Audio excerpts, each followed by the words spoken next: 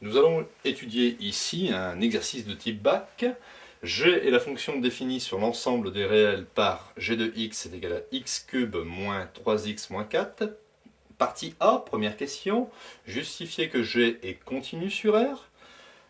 Deuxième question, on va étudier les limites de G en plus l'infini et en moins l'infini. Troisième question, on va étudier les variations de la fonction G et dresser le tableau des variations de cette fonction. Partie B, on va vérifier qu'il existe un unique réel alpha, tel que G de alpha est égal à 0. Et dans une deuxième question, donner un encadrement de alpha d'amplitude 10-1. Donc trouver la valeur de alpha avec une amplitude de 10-1. Et dans une partie C, on va en déduire, à partir des parties précédentes, le signe de la fonction G. Première question, justifier que G est continu sur R.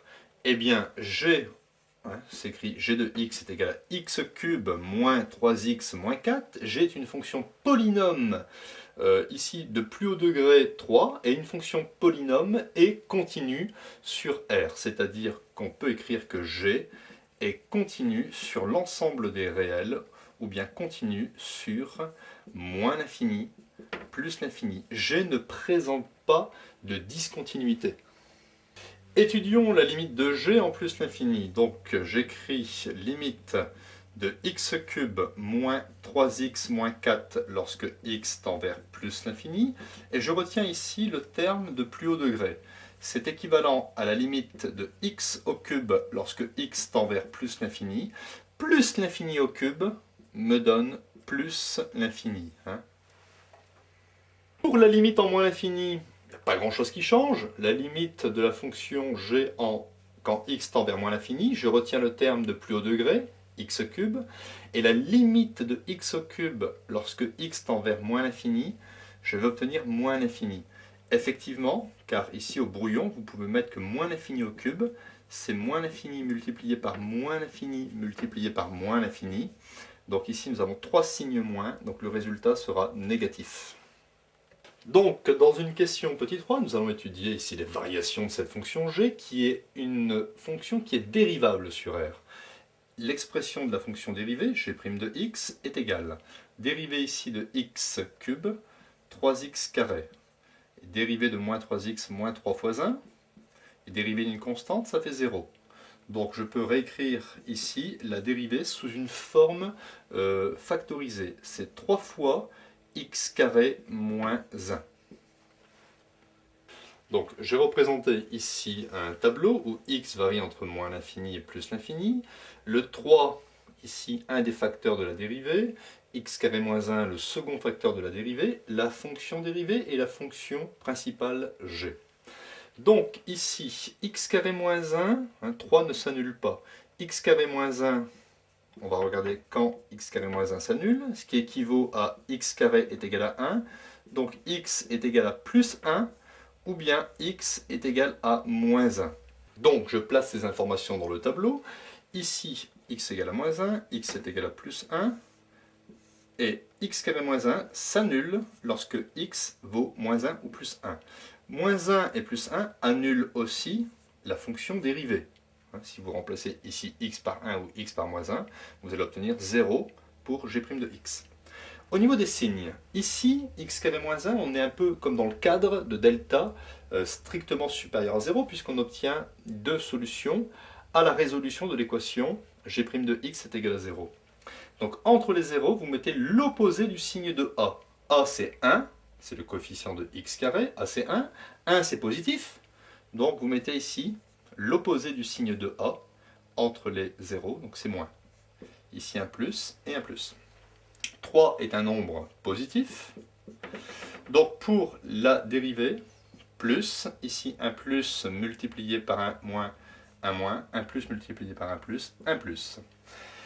Ici, g' positive, la fonction croît. Elle croît jusqu'à g de moins 1, puis décroît, parce que le nombre dérivé est négatif, décroît jusqu'à g de 1, puis croît parce que ici vous avez une dérivée positive, donc la fonction g croît. On va placer les limites que l'on a calculées tout à l'heure. La limite de g en plus l'infini, on avait trouvé plus l'infini, et la limite de g en moins l'infini, on avait trouvé moins l'infini. Calculons désormais simplement g de moins 1 et g de 1. Alors g de 1, je remplace x par 1. J'obtiens 1 au cube, ça fait 1. Moins 3, moins 4. Ça me donne 1 moins 7. Ça me donne donc moins 6. Donc ici, g de 1, j'efface et j'écris moins 6. Calculons désormais g de moins 1 est égal, je remplace x par moins 1.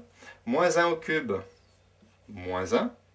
Moins 3 fois moins 1, plus 3, moins 4. J'obtiens donc 3 moins 1, 2. 2 moins 4, j'obtiens moins 2. Donc j'efface ici g de moins 1 et j'écris moins 2. Alors ici dans la partie B, il faut montrer que l'équation g de x égale à 0 admet une unique solution alpha. Donc regardons ici g. G ici est négative. Donc ici elle croît pour atteindre ici un maximum local qui est négatif. Elle redécroît minimum local négatif. Donc ici pour l'instant g n'est pas égal à 0. Par contre ici g passe de moins 6 à plus l'infini. On peut donc forcément en déduire que g passe par 0, par la valeur 0, pour une certaine valeur de x, et cette valeur de x, je vais l'appeler alpha, telle que g de alpha est égal à 0. Alors, on va bien formuler ça par écrit. Donc, on écrit que g est continu sur l'intervalle 1' plus l'infini. L'image de l'intervalle 1 plus l'infini par la fonction g, c'est l'intervalle moins 6 plus l'infini. Donc, g de 1 plus l'infini, l'image de l'intervalle 1 plus l'infini par g, c'est moins 6 plus l'infini. Or, 0 appartient à l'intervalle moins 6 plus l'infini. Donc 0 admet un unique antécédent alpha dans l'intervalle 1 plus l'infini, tel que l'on puisse dire g de alpha est égal à 0. C'est le théorème des valeurs intermédiaires. Il faut maintenant trouver un encadrement de alpha à 10-1 près. Alors, il suffit pour vous de programmer votre calculatrice, de rentrer ici cette fonction, et de présenter un tableau de valeurs avec par exemple les valeurs de x allant de 1 jusqu'à, vous pouvez mettre par exemple 10, avec un pitch ou un step de 0,1. Donc ici, pour alpha, je sais que ça fait 0. Donc ici, je trouve que pour 2,1, ça fait moins 1,039. Et pour 2,2, ça passe à 0,048. On peut donc dire que g de alpha, g de alpha c'est 0.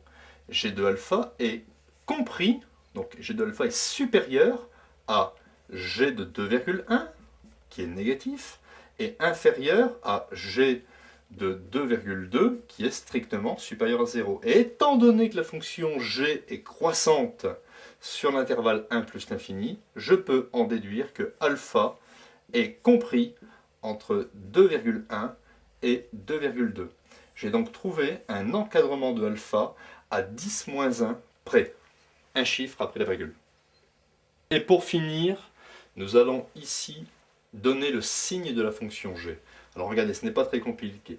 Nous allons écrire que g de x est strictement positif.